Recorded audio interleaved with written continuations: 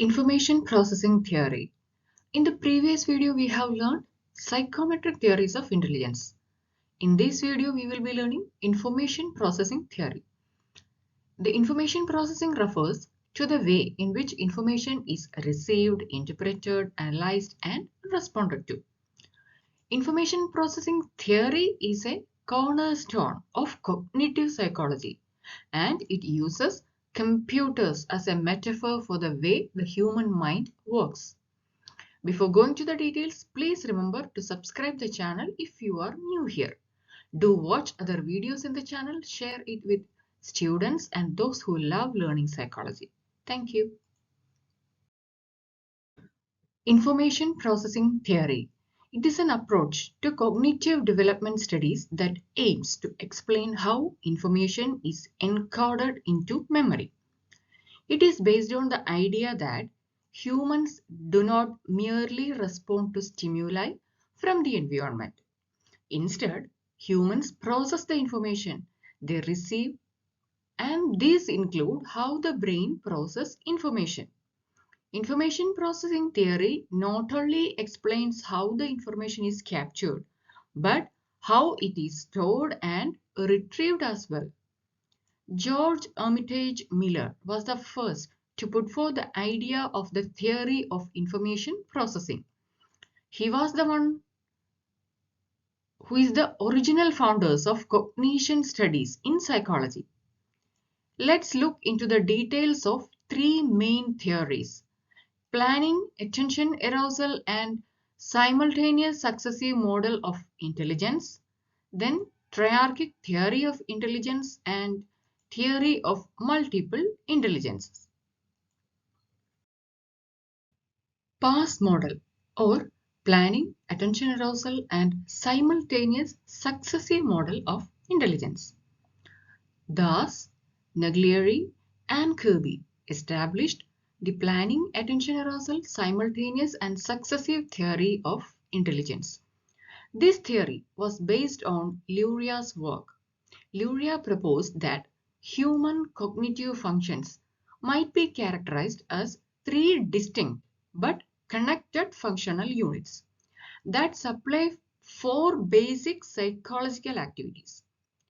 Based on A.R. Luria's seminal work on the modularization of brain function and supported by decades of neuroimaging research, the PASS theory divides intelligence into four interrelated cognitive processes: planning, attention arousal, simultaneous processing, and successive processing. Let's see each of this in detail. First one is planning. This involves the ability to set goals, develop strategies, and make plans to achieve them. It includes both the ability to think ahead and to monitor one's progress towards a goal. This is the ability to make decisions about how to solve problems and perform actions. It involves setting goals, anticipating consequences, and using feedback. Planning helps individuals to stay organized, prioritize tasks, and achieve their desired outcomes efficiently. Let us consider an example. Imagine you have a project due in 2 weeks and you need to finish it by then. To complete the project on time, you need to plan your task accordingly. The planning task might be like this. First, you will set your goal. Here, you need to complete the project on time. Then, break down the project into smaller tasks, such as conducting research, writing an outline, writing the first draft, etc. Then, determine which tasks are most important and prioritize them. Then estimate how long each task will take and set a deadline for each task to be completed. Then, using the information gathered, you will create a schedule that outlines what needs to be done each day leading up to the project's deadline. Then you will check your progress regularly to ensure that you are on track to meet your goals. If you are falling behind, adjust your schedule and make changes to get back on track. By using this planning process, you can work towards achieving your goal of completing the project on time. Planning can help you stay focused, motivated, and efficient, and it can be applied to any aspect of daily life, from completing a project to planning a trip or even managing personal finances. Second is attention arousal. This involves the ability to selectively attend to stimuli while ignoring other distractions. Individuals with attention deficit disorder, they have impairment in this area. The arousal functions are generally associated with the brainstem and thalamus. People are kept awake and aware through arousal. An appropriate degree of arousal directs our attention to the most important aspect of a situation. It is the state of being awake, alert, and responsive to a stimuli. For example, consider a sports game like football. Imagine your favorite footballer is about to make a shot. Your attention or the audience's attention arousal level will increase as you become more alert and focused on the action. This heightened state of attention can help you, the audience, to fully engage with the game and respond appropriately to the action, like cheering up for a goal and will be a sad sound like oh for a missed goal, etc. Then simultaneous processing.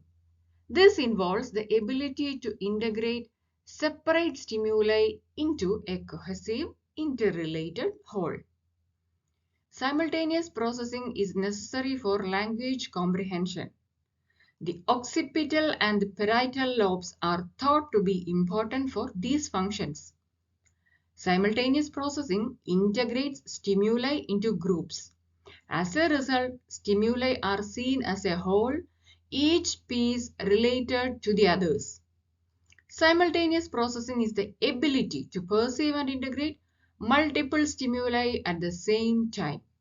It is crucial for many daily activities such as reading, driving, and social interaction, etc. Consider the example of playing a musical instrument. When playing piano or a guitar, the musician must process multiple stimuli simultaneously. They must read the sheet music, then coordinate their fingers on the instrument, then listen to the sound produced.